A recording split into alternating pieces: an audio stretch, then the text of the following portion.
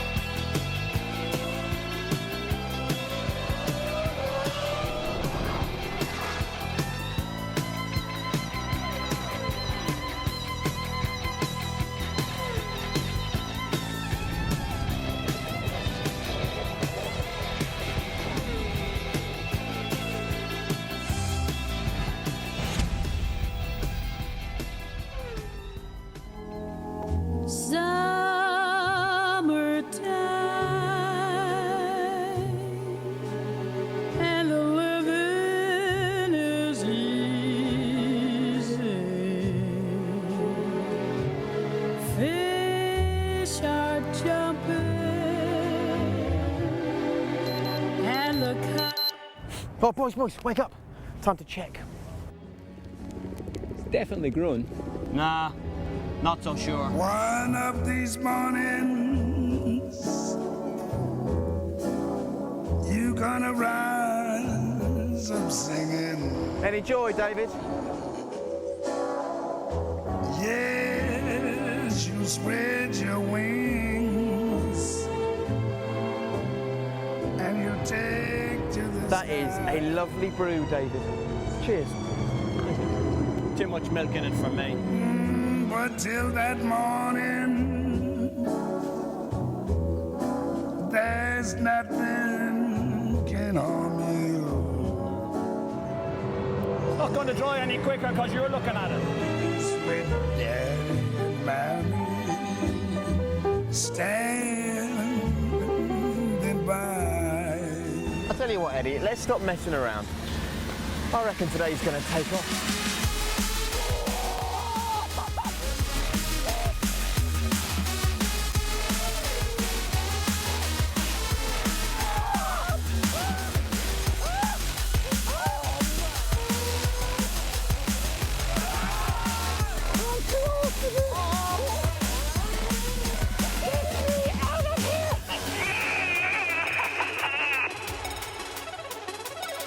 Were marooned on a small island. Incredible to think that that was already a year ago. Anyway, good morning. Congratulations for dealing with both the early alarm call and the changing clock times to join us for a race that is usually worth jumping out of bed and popping on the kettle for. Of course, the Italian stallion is in fantastic form. Ferrari galloping to a 1-2 finish in Bahrain 2 weeks ago. But the big question is, how much is this form going to be worth at a race that tends to give us pretty spectacular racing? Good morning. Welcome to the 2010 Australian Grand Prix, where 4 world champions will be taken to the track here in Albert Park today, all of them well aware of the demands of a circuit that spends 51 weekends a year as a public road. Fernando Alonso, Michael Schumacher, Jenson Button and Lewis Hamilton all know what it takes to master the 16 corners around this popular city centre park. But will any of them get the chance to taste victory once again today? And as much as the race wins in the early part of the season provide momentum and confidence, it's the points on the board as we approach the latter part of the year that really count. Korea, Brazil, Abu Dhabi. They may seem a world away at the moment, but I guarantee you we'll be there in the blink of an eye. And of course, both David Coulthard and Eddie Jordan know just how quickly a Formula One season can disappear right in front of us. Eddie, I can't believe that David still doesn't know how you take your tea after all this time, but that's a totally separate issue. There'll be no time for drinking tea today because looking up at the sky, the weather could play a major part and just really spice things up here, couldn't it? Well, you talk about spicing things up. If ever you wanted to spice a race up, inclement weather, dry, wet, all of those concoctions, and it looks like we're going to have that here.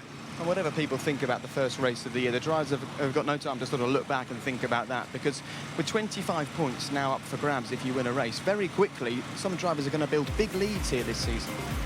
Well, indeed, but I think as the season plays out, though, we're not going to see a big difference in what's going to happen to the actual championship finish. You know, it's double points, but ultimately you've still got to get podium results. And it's looking good at the moment for Fernando Alonso, and you can see there Mark Webber sitting 8th after the first race of the year, and here's a man with serious pressure on his shoulders this weekend. Let's just come in here and take a look at the car that he's going to be driving this weekend. This is his Red Bull racing car that he'll be enjoying. And to be honest, Mark arrives here at this race for the first time in his career, not just with a grandstand named after him, but also knowing full well that this car is absolutely capable of winning here today. It's a huge weekend for Mark Webber. It's a huge weekend for his fans, but of course, being Aussies, they're not getting all worried about how he does in the race. They're really here just to have some fun. Lee Mackenzie's been hanging out with them.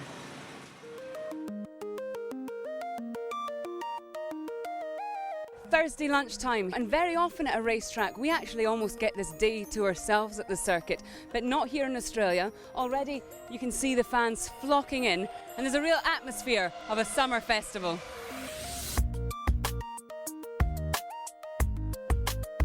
It's just friendly. I mean, I take 2 days leave from work and I come down every year. We've been up since 3 o'clock this morning and travelled over from New Zealand. Of course, the sun, it's beautiful weather, and you know, you can already smell the petrol in the air. Even though it's hard for a Kiwi to say, the Aussies do it bloody well.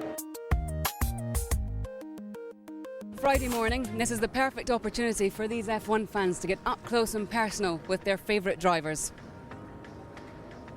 Came from Holland, so arrived this Monday, going back on Tuesday, so especially for the Grand Prix. Who are you here supporting? Schumacher. Yeah, always have, always will. I waited in line for 7 hours yesterday to get his autograph. And I would have waited another 7.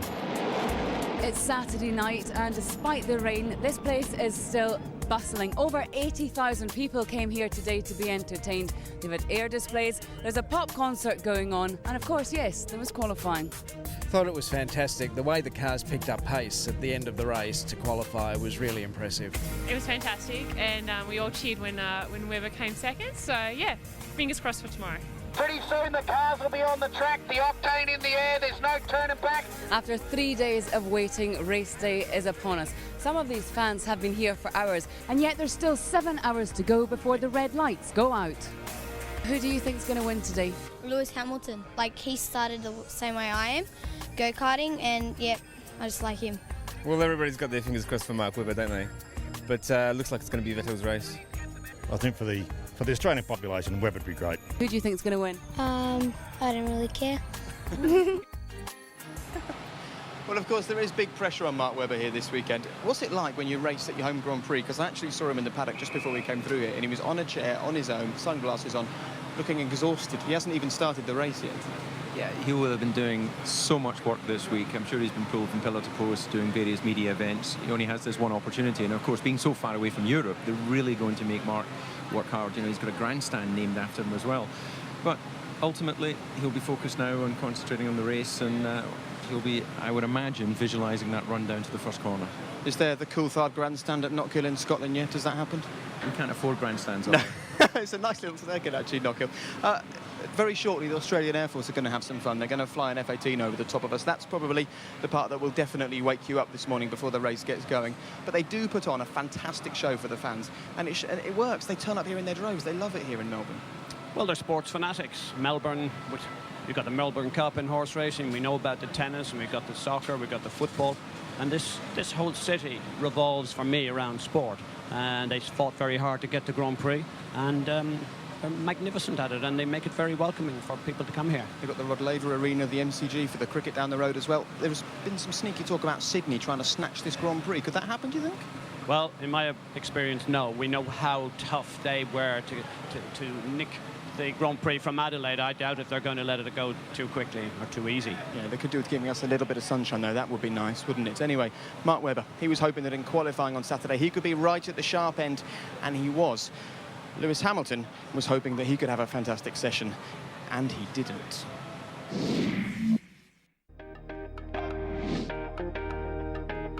The Melbourne skyline provided the perfect backdrop as qualifying got underway. But the weather was less welcoming, with clouds hiding the Aussie sun. Some drivers shone through, whilst others were overshadowed by teammates and troubles. The Lotus cars of Heikki Kovalainen and Jarno Trulli qualified alongside each other, but there were very mixed emotions for the drivers. Obviously the gap still to the guys at the top is big, but I think we are heading in the right direction, and I'm actually quite pleased. I had so many troubles, and the last one in qualifying, when straight away I had my seat broken, so basically I was bouncing around in the car. I tried to do my best, but obviously in that condition you don't really get the best out of the car. It's been a tough weekend for Lewis Hamilton, both on and off the track. He was caught by police for what he described as over-exuberant driving, but sadly for him, that didn't carry on to the circuit. Bad night and now bad day for Lewis Hamilton. He qualified in 11th and was out in Q2. I wasn't fast enough. It's as simple as that? Pretty much. I feel like I got everything out of the car. I just really didn't have any more grip out the tyres. So unfortunate, but we still have a good race tomorrow, hopefully.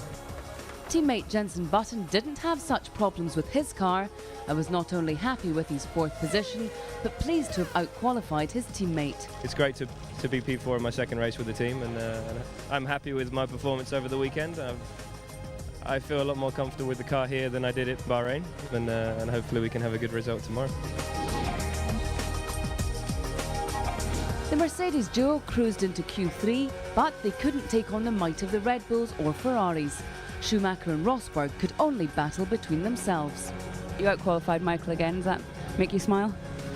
A little bit, of course, yes, because he's been quicker up until qualifying all weekend, and then I really turned around for qualifying, but I didn't get the best out of it, and that's much more important, so I need to concentrate more in future. Towards the end of qualifying, there was little doubt that a Red Bull would be in pole position. The only question was which one. Webber wowed the 82,000 people who had packed into Albert Park, but Sebastian Vettel was determined to spoil the party. And over the line he goes into pole position. That's incredible. Webber had to settle for second, whilst Vettel scorched into pole position. I've been on the front row before here. It was a good fight with Seb and I. We really pushed each other hard. So credit to the team. Obviously, cars were well turned out and we both enjoyed it. For sure, I'd like the result to be the other way around, but in the end, it was very, very tight. Sebastian Vettel has done it. He's #1 yet again. There's a lot of things that can happen tomorrow. Safety car incidents, probably some rain or some drops like now. And, it can spice up the racing for the spectators. But, I think it's all about finishing the race tomorrow. We are starting in a good position, so I'm very happy for that and looking forward to tomorrow. So it's a Red Bull lockout at the front of the grid, with Alonso's Ferrari poised to pounce in 3rd. The Mercedes are alongside each other in 6th and 7th. Adrian Sutil squeezes his Force India into the top 10, with Hamilton starting from 11th. Nico Hülkenberg was disappointed with his qualifying. He starts from 15th. Kovalainen is the best of the new boys in his Lotus. And in a late decision on race day, the Virgin cars will start from the pit lane, having been worked on in park farming. Well, for most of the 2009 season, it was Kate's dirty sister that Sebastian Vettel was throwing around racetracks around the world. He really does love to name his chassis, and this year it's Luscious Liz. Now, Liz was a little bit unlucky last time out in Bahrain a couple of weeks ago. Sebastian will be hoping that this young lady can really help him out and get him to the checkered flag first. Otherwise, she might find that she's ducked before too long. But of course, it was a very, very special lap indeed for Sebastian. This is where he'll be sitting for today's race, and it's such a pleasure to be this close to the cockpit, seeing where the driver will be, his seatbelts, his steering wheel and things. And just what is it like to sit right there and drive around Albert Park? Well, we can now ride on board with Sebastian for his pole lap in the company of Martin Brundle.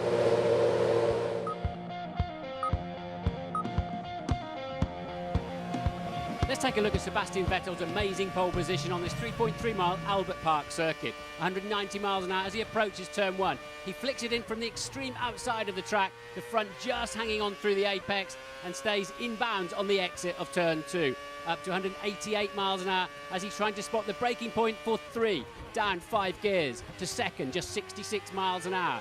Turn 4 is ahead of him. He hits the inside curb nicely, yumps across the outside one, turn 5, flat out at 150 miles an hour. Towards the chicane of turn 6 and 7. He spun off here in practice, no problem this time. He runs nice and wide through there, the Red Bull drivers finding plenty of time through 7. This is 8, easily full throttle. A heavy bump under braking for 9. Puts him slightly past the apex, but it's okay. Straighten the car, head towards the wall for best traction, and then just bring it in up to 190 miles an hour. Watch this for turns 11 and 12. 155, he spots the 2 apexes. He's hard on the throttle. Total belief that he'll stick through the exit. One more time up to 190 miles an hour for the 90-degree right-hander of turn 13. No major dramas, but he knows Mark Webber is very quick in the sister car. He's pushing as hard as he can on the throttle hard. The back steps out, he corrects it. Now he's locked a wheel into the turn 15 hairpin. Gets away with it. The back still trying to step out. 16, the final corner. He's running a little bit high. Keeps it in, and a long run down to the finish line for a great pole position. P1, pole position. Yes, boys. Yes.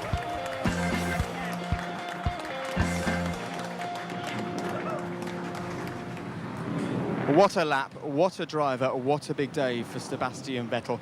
He'll be very keen to really do the business out on track today in front of a huge Australian crowd who are all hoping that his teammate does the business. How's Sebastian feeling, I wonder? He's with Lee McKenzie. Sebastian, we've travelled all this way and we get weather like this. How frustrating is it? Because it's not really dry and it's not really wet. It's not bad. I think if you look around, you know, you still see people in shorts and t-shirt. So it's not cold, that's nice. And yeah, I mean, I think it's more exciting when you don't know for us, the drivers and the teams, what's going to happen. So let's see. There was about 80,000 people here yesterday cheering on Mark Webber. You spoiled their party. Do you think that he's determined to get revenge today? Do you think he fancies a cheeky move down to turn 1? No, I don't think he's fancying any stupid move, or so I think we know the race is longer than just one corner or one lap, and we'll see. You know, it's a long race. Traditionally here, there's always a lot of things happening, so we'll see. A lot of people thought that Bahrain was a boring race. I don't suppose you'd mind if today was a boring race in comparison to that one for you? I don't really care as long as the result is the right one. So let's see. I mean, as I said, it's a long race. A lot of things can happen. I think we'll have to have a tidy race first of all, see checkered flag, and obviously, you know, you don't want to finish worse than you started. Have a great race. Thank you. We've just been told there's a weather front moving in. Rain is expected 15 minutes into this race. Everybody was talking about an exciting race here in Australia. If there's one thing that Sebastian Vettel doesn't want this afternoon, it's an exciting race. He wants a nice, simple, start to finish, lead this one, just like Jensen did 12 months ago. Yeah, we've said in the past that the best race for anyone is a boring race where they just run out front, but I don't think Sebastian will be too concerned if it does rain. We saw his performance, if you remember, in Shanghai last year was exceptional in wet conditions. But, you know, as we stand here now, it is a dry race that we're going to be having. And your thoughts on Mark Webber, adrenaline pumping, home crowd, first corner? We've seen a few tasty incidents there over the years, haven't we? Well, there has been a number of incidents into that first corner because, of course, the ideal line, you're on the outside, but when everyone piles in there on the first lap, you're running down the inside of the track, covering people behind you, and you're picking up dust on your tyres. Again, this is the first time they're going to be running down there with 160 kilograms of fuel on board, which we haven't experienced before. Now we don't have refueling, so I think we've got to watch out for an incident there. And very quickly, Sebastian Vettel never scored points in the first 2 races of a season before. You're starting to be very, very impressed by this guy. Oh, well, I don't think it's just started here. I think it started in Monza a couple of years ago in the Toro Rosso when he won from pole position in the wet. For me, that still ranks as one of my best memories, and he's the driver who has got better each year. I think he was a little bit unlucky with reliability not to have had a better shout at the Button Championship. Yes, I'm hugely impressed with this guy. OK, well, there'll be 23 cars behind Sebastian Vettel, all of them hoping to get past him and do something special in this race. One of them's Lewis Hamilton, and he is stuck right in the middle after yesterday's qualifying. And after yesterday's qualifying session, we spoke to Martin Whitmarsh. What Lewis did last night he apologised for. I think, you know, it's probably been blown out of proportion. You know, he spun his wheels away from a road junction. He shouldn't be doing that. He knows that. But he is someone who takes those things to heart. I think they certainly played on his mind last night. I think he came in here and, you know, because he is Lewis Hamilton, it gets a lot of attention. Well, if you haven't heard about what happened, Lewis left the track on Friday night, thought he'd have a bit of fun, just spun the wheels on his car. The police were nearby. He got in a bit of trouble. It was all caught on camera. Not great for Lewis Hamilton, but a lot has been made of it, particularly out here in Australia. But you were quite interested by what Martin Whitmarsh had to say yesterday, weren't you? Yeah, well, I thought that we got an insight actually to when he was explaining there about Lewis saying he's, it's something that plays in his mind, and it shows a vulnerability.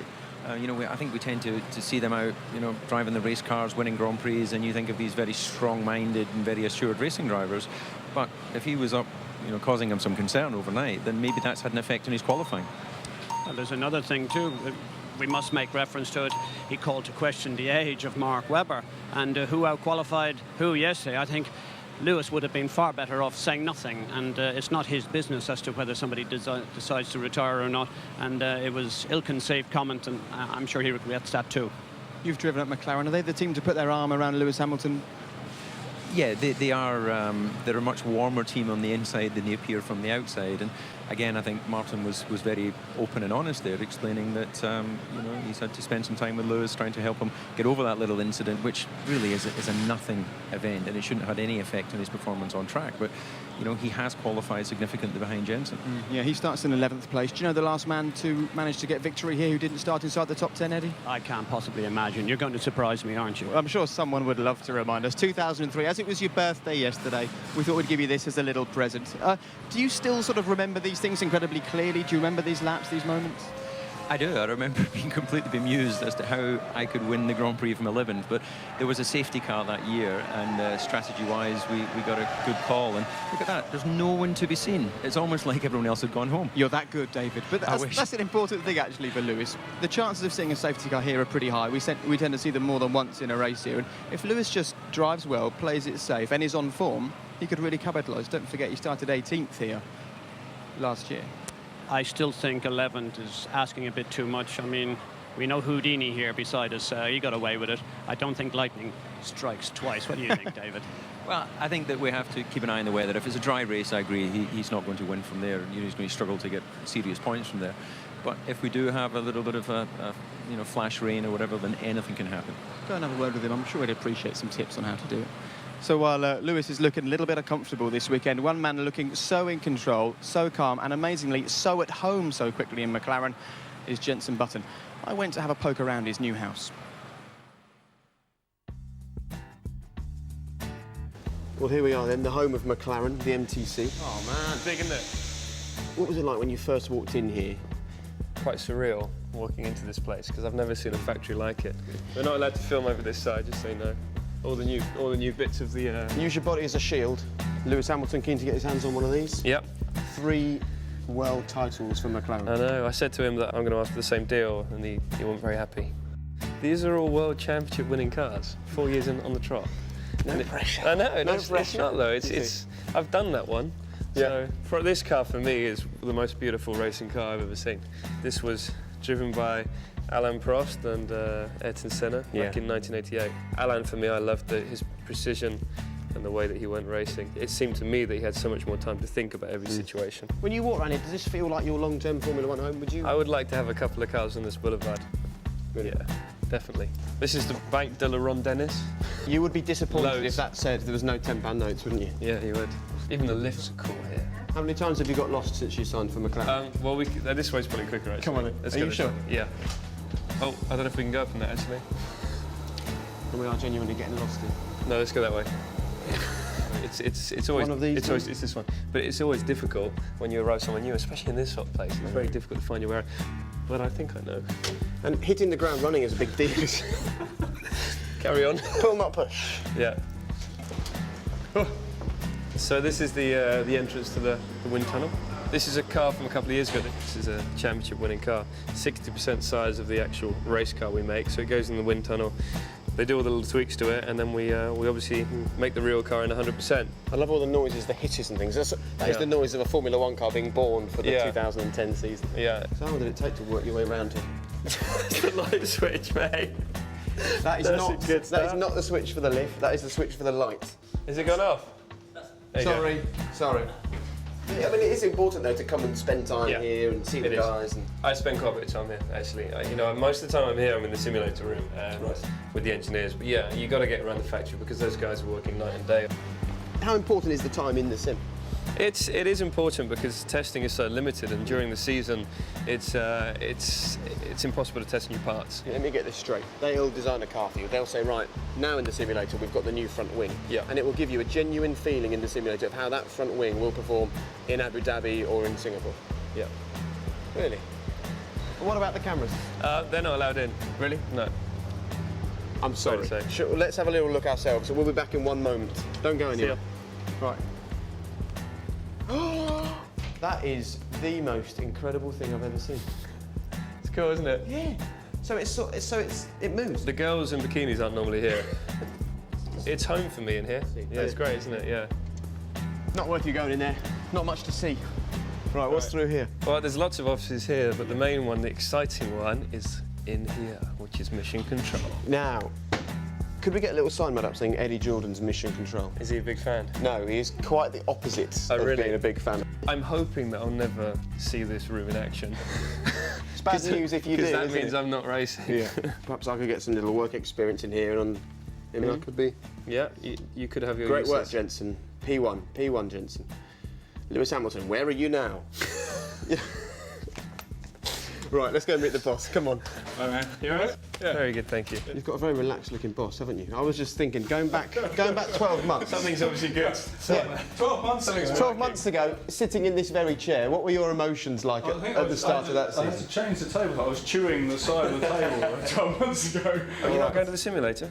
We've already done that. In the world of television, we've already done that. Oh, okay. Sorry. So that's ruined everything. So we'll have to come. So we'll just come in. We'll come in again from the top. How great that you've come to a new team that had a really bad start to last season, because they can't allow that to happen again, can they? No, it's true, and I think they've, they have improved so much. What are you doing? Just having a little look here. They've improved so much over the season. I think that bodes well for this year. This is what I love about coming to the McLaren factory. Flash wheels. You see a box, and it's the sexiest looking alloy wheels stacked up ready to go to a race. But they're chromed up, baby. Look at them. Good rims, look at that. If I leave that up, I'll get in trouble, I think, won't I? That needs to be. Yeah, it needs to be perfect. McLaren regulation. But no. When you first arrived and everyone says this is Lewis Hamilton's team, how did it feel walking in that first day? Did it feel like you were walking into his territory, into his domain? When I walked in, I asked that question. Is it Lewis's team? This is before I even decided I was going to come here. And the answer was no, you know. Both drivers always get the same treatment, and that's exactly what I wanted to hear. After 2 months, I feel a part of this team, and that's unbelievable for me. You know, I've never experienced that happen so quickly within a team. And you look great in silver. Thank you, darling. You look good in blue. And it's just over half an hour until lights out. Doesn't Jenson Button look so relaxed at the moment driving for McLaren? And today, all of the British fans will be hoping that from fourth on the grid, he can do the business. He'll be starting here just in front of Felipe Massa, his best ever qualifying for McLaren. And the start is not far away at all here for the Australian Grand Prix. And it's a moment that the drivers really have to prepare and really have to think about. It's very involved indeed. Here's Martin Brundle to explain why.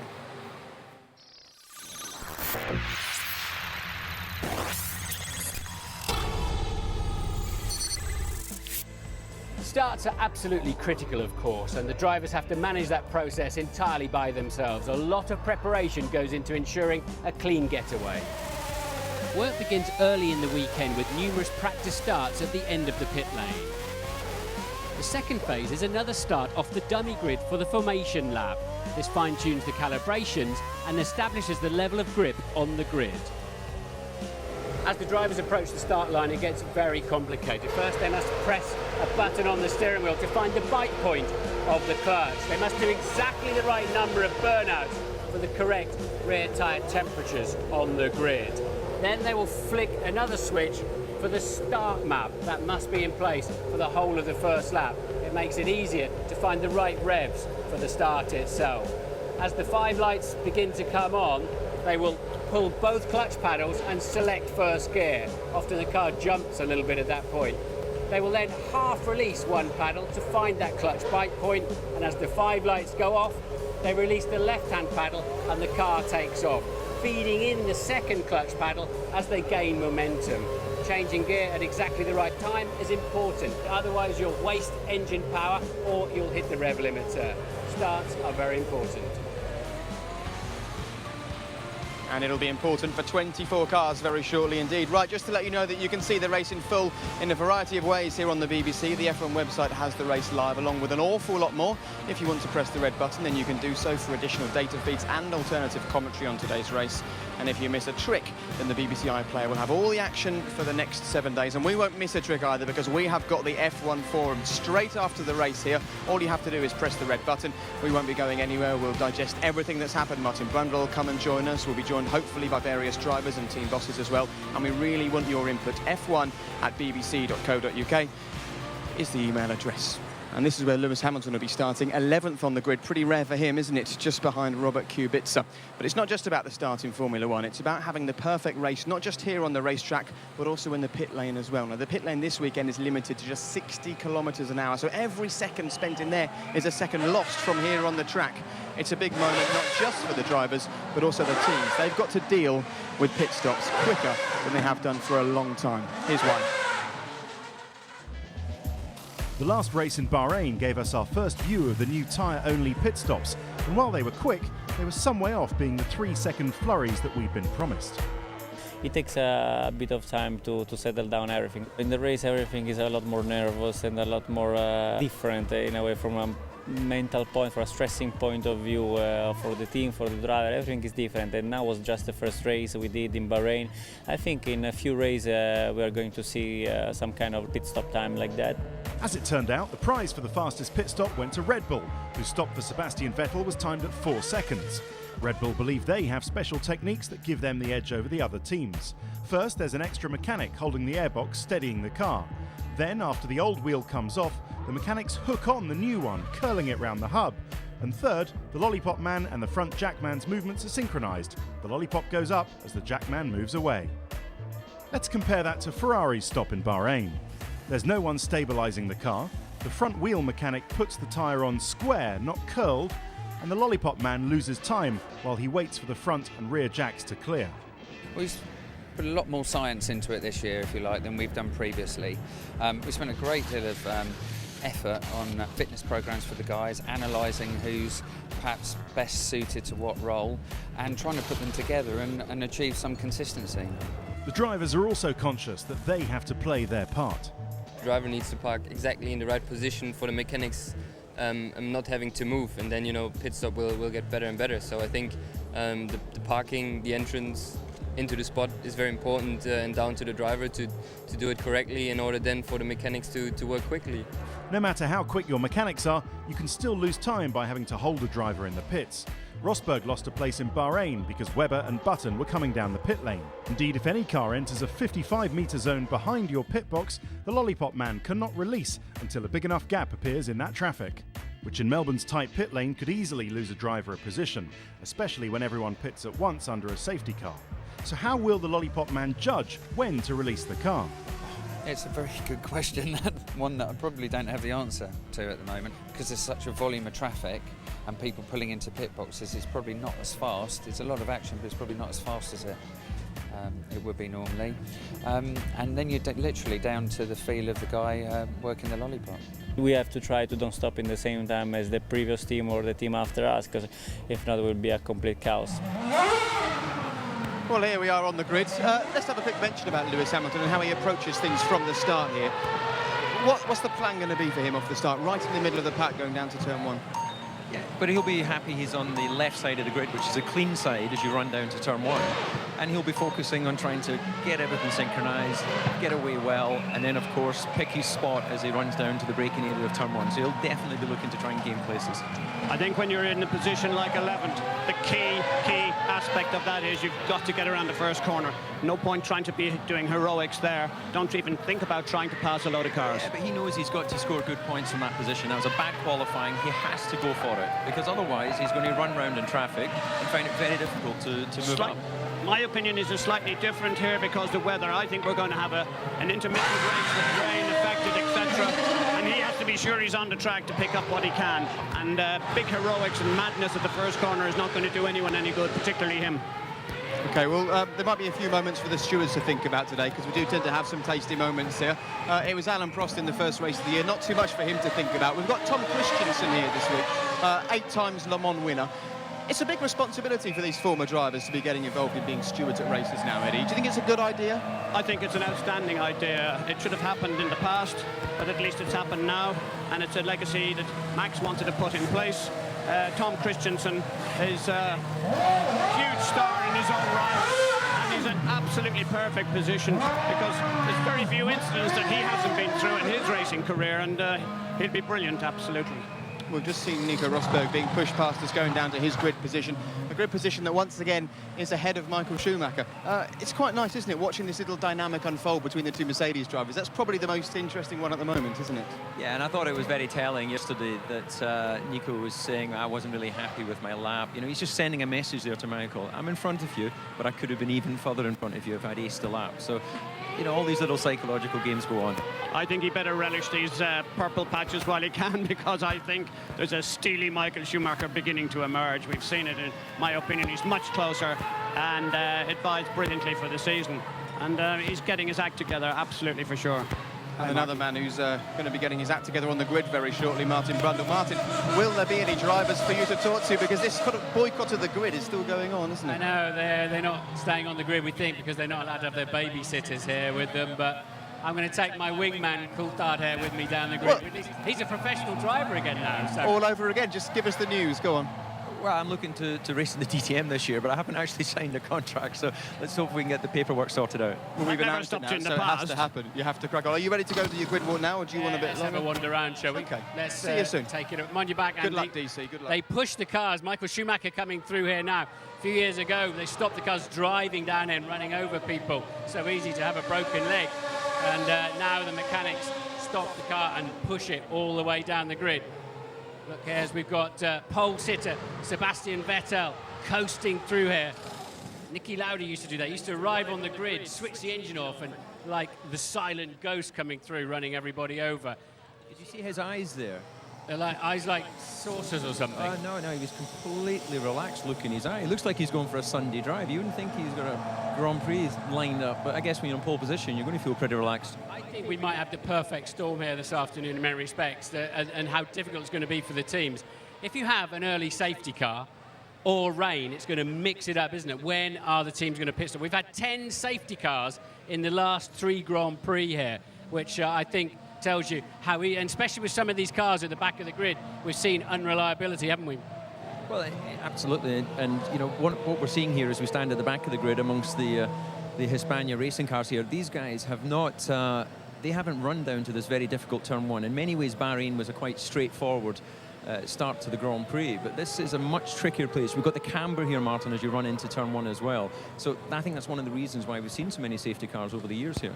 Let's see if we can find one of them. I'm hoping that at the back of the grid, these teams haven't got enough money to worry about bringing physios. Why do the drivers need a physio on the grid, David? Well, that's the guy that actually they probably spend more time with than anyone else. You know, they do all the training time with them, all the massage work, everything that's required, the diet, making sure they get the right fluid on board. So they just feel comfortable having that last little bit of contact, mental check, as we can actually see a driver who has stayed on the grid. And what about visors and like he's got the cold towel and all that sort of thing? Petri's on the grid with Heikki. Heikki, how are you doing? Live on BBC. So I do admire you. I mean, you're used to driving a McLaren and you're down and you seem really motivated and happy. And it's tough for you though, isn't it? No, it's not tough. It's not any tougher than it's been before, and I'm just enjoying this challenge. You know, and I think we still have a long way to go, but we've done a lot of things in the short period of time, and you know, the car's been reliable. I mean, touch wood, it's reliable today, and what else can you do? Just give it the maximum, and you know, I've been doing that all my career, but perhaps the last couple of years you didn't see that, but I'm doing the same now. We've just been talking about the need for physios with the driver on the grid. Can you tell us a little bit of what you would have been doing prior to coming here, and what's he doing here with you apart from looking menacing behind you? Well, we're obviously preparing already after qualifying. We start getting some drinks in that we know that we will need in the race, and my weight will increase a little bit for the race, because in the race it's obviously longer than qualifying and we need a little bit more in reserve. And this morning we've done a little morning walk, a little wake up exercise before arriving at the circuit, and now he's just preparing my drinks, and I had to sneak the pass from my girlfriend because she had the red pass and he had the green pass, and you know, in the last race there was this mess about passes and he couldn't get in, so into the pit lane. So I've made a team order with my girlfriend now. You don't really need to be playing those games, I guess, on race morning, but you're hoping to win the B class of this Grand Prix, I guess, the second division, if you like. Oh, it's still the same league for everybody, so we go whatever is available, and you know, we don't just target all the other new teams. I think that would be wrong. I think we need to target the Red Bull and pole, but you know, it will not happen today. It will not happen in a little bit of time. We need a bit, you know. Cool. We're off. Thank you very much, Heikki. Let's see if we can wander past Team Lotus. Now, at the moment, they're not talking about, well, look at the sky. I mean, there is a chance it will be wet at the start. Of course, if they start on wet tyres, it means they then don't have to use both dry compounds. But what conversation will be going on this grid now, David, in terms of weather, tyre choice? Well, they'll have brought a complete selection of everything they might need. As you say, it's darkening above us, so they'll have their intermediates here, they'll have a full wet just to cover any of the scenarios. It's an uncomfortable moment for the guys at the front because you just want to get a clean start and off you go. But everyone that's down this end of the grid will see this as an opportunity. They'll be praying for rain because you know that mixes it up. They want it mixed up, don't they? They want, I don't know if Vitaly Petrov knows who we are, or can we have a word with your man? Thank you very much. Yeah, I was actually doing some ice racing with him in Moscow recently. He's pretty handy in, on the ice, but they grew up with it there. Mark Slater used to be an engineer at McLaren. Yeah, exactly. I forgot we he was can maybe down dive there, in here and see what they're discussing. They're obviously a little bit concerned on something. Larder. I never thought I'd see the word larder in Formula One. We used to sell those when I was a kid at my dad's garage, and you guarantee them off the edge of the forecourt and watch the customer disappear through the letterbox. But now we've got them on a Formula One car. So, obviously, I think we might have to abandon this one, but it'd be really nice to talk to him, wouldn't it? Yeah, we should do. We'll just jump in here. Vitaly, you were giving me an ice lesson in Moscow recently, so obviously a bit different driving the Formula One around Melbourne. How are you enjoying it? Can you repeat, please, because it's too sorry, noisy here. sorry. I was just saying, how are you enjoying being in Melbourne for the first time? It's good. I like this country. It's very nice weather. Not today, but it's okay. And what can you do from this grid position? You're hoping for the weather to come in so you can get some mixed up conditions? It will be more interesting for me because I like to drive for the rain, and we will see what's happened in the start, but I try to do the good start, and then we will see what's happened. Yeah, Vitaly, it was clear in Bahrain that overtaking was nearly impossible, so you're going to have to be banzai on the first lap from this position. Yeah, you're going to take risks? I will take the risk, but with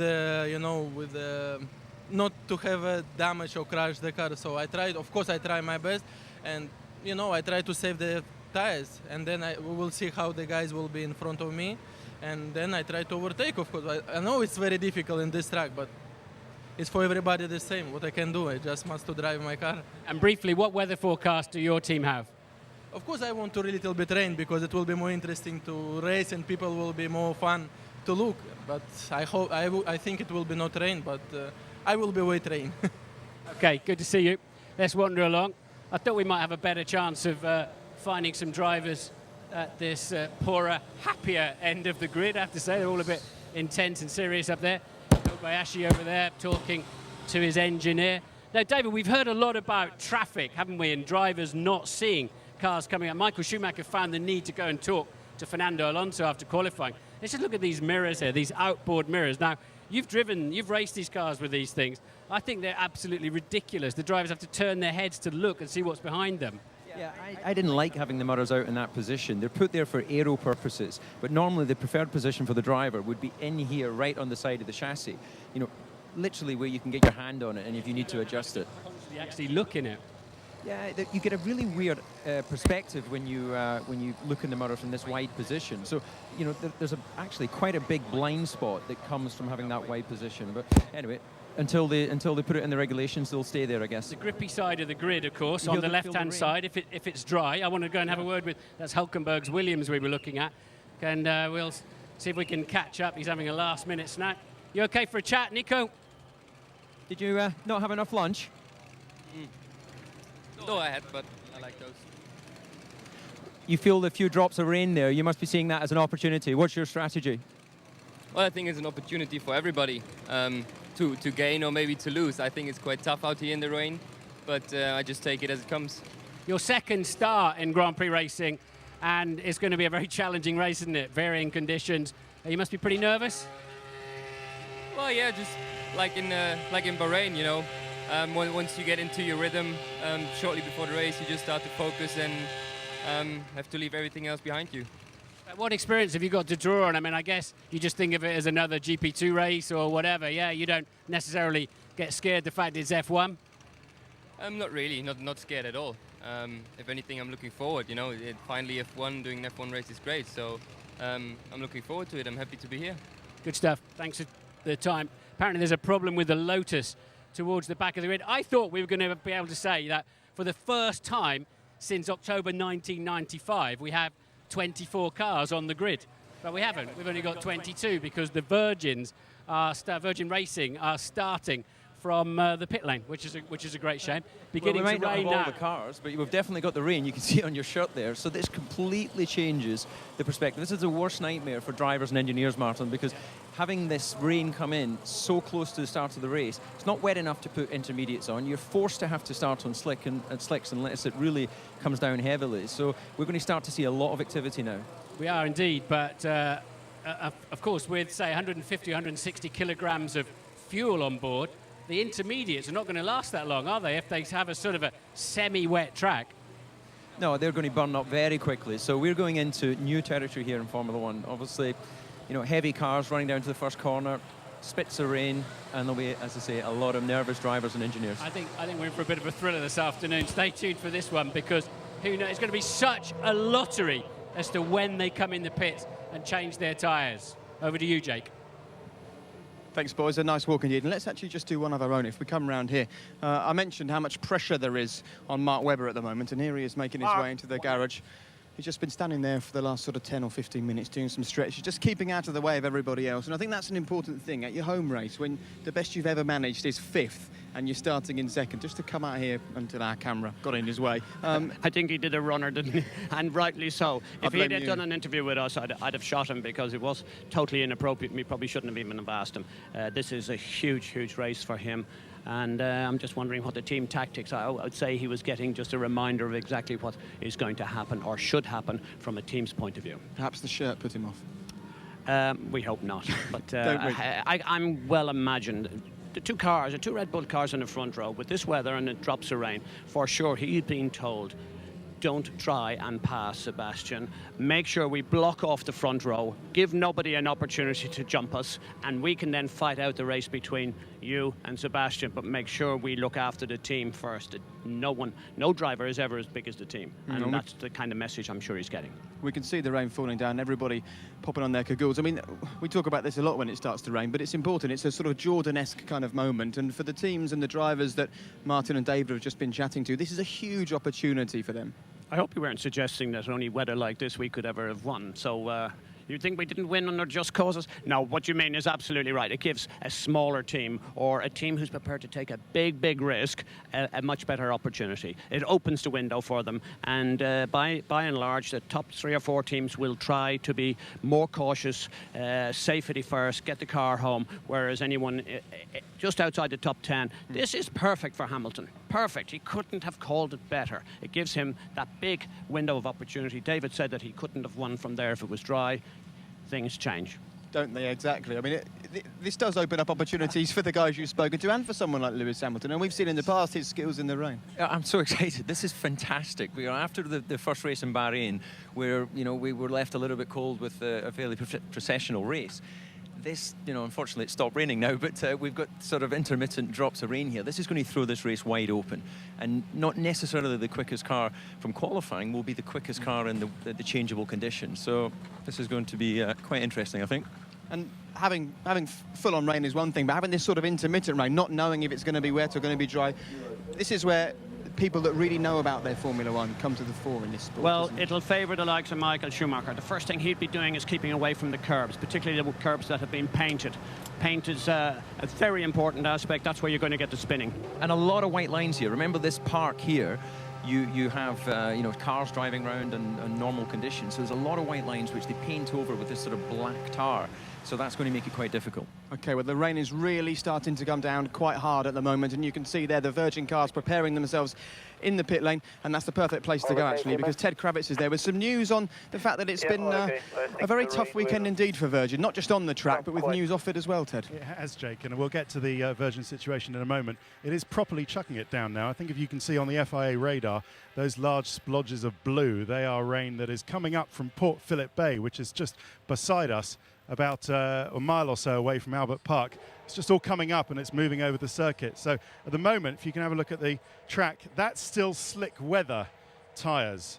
Any more than this, and if it carries on like this for the next 3 or 4 minutes, I'd say they start moving towards intermediates. Now, first story down here, Jarno Trulli has had to leave the grid with suspected hydraulics problems, and that looks almost terminal. He said that, I spoke to him, he said that he couldn't feel anything wrong with the car when he went to the grid, but he thinks it's hydraulics or a sensor, so I'd be surprised if they get that. They're taking the floor out of that at the moment, so that looks pretty bad for the start of the race. And as you were saying, now we get to it, the Virgin situation. Now all of these teams are going to have teething problems, but not having a fuel tank big enough to have all the race tank, all the race fuel that you need to finish a race is pretty embarrassing, and that's exactly what's happened to the Virgins. Now, several different theories as to why that is, but really, I mean, you might argue that it's immaterial because these cars have been so unreliable they might not get to the end of the race. If they do get to the end of the race, the drivers are going to have to lean out the engine mixture a lot and have to lift off and be really slow, so they'll be dead last anyway. But the technical director, Nick Worth, blamed a late change to F1's technical regulations last year when we spoke to him yesterday in qualifying. In June, we thought we were going to get a high-density fuel. We were told we were going to get that, and actually that changed in the middle of October at the Brazilian Grand Prix. Finally, for us, the technical regulations, again in Brazil, they changed and they said they wanted to do a big impact test with a full tank of fuel, which caused us to have to change the construction of the monocoque. All these little things have added up and left us too marginal to be really comfortable. Nobody will carry the can for something like this because I can understand completely what they were trying to do. They were trying to be cutting edge in their design. We pushed the boundaries. We got it slightly wrong. Possibly we're not the only people to make that mistake. We're going to find out. This is quite a tough race. It's much tougher than Bahrain, and so I think we're going to see some interesting things here. So no worries about it damaging the Virgin brand. I don't think so. I mean, as I say, we've challenged industries before.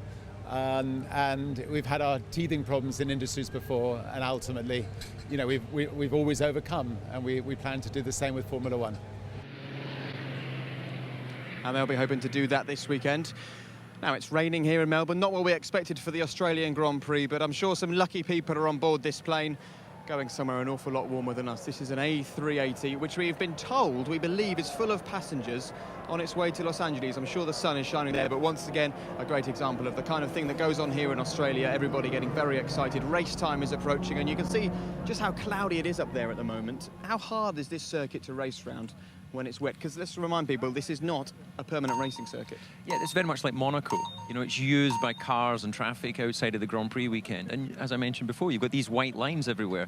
So this is going to be more difficult than a classic racetrack. And, one of the big challenges round the back of the circuit, you've got lots and lots of lines where they actually park the car. And you feel that when you're in the car as you run over there with the wet tyres. So there'll be a lot of nervous drivers. And of course, there's some new drivers out there who have never experienced that before. So I'm certainly expecting some incidents here.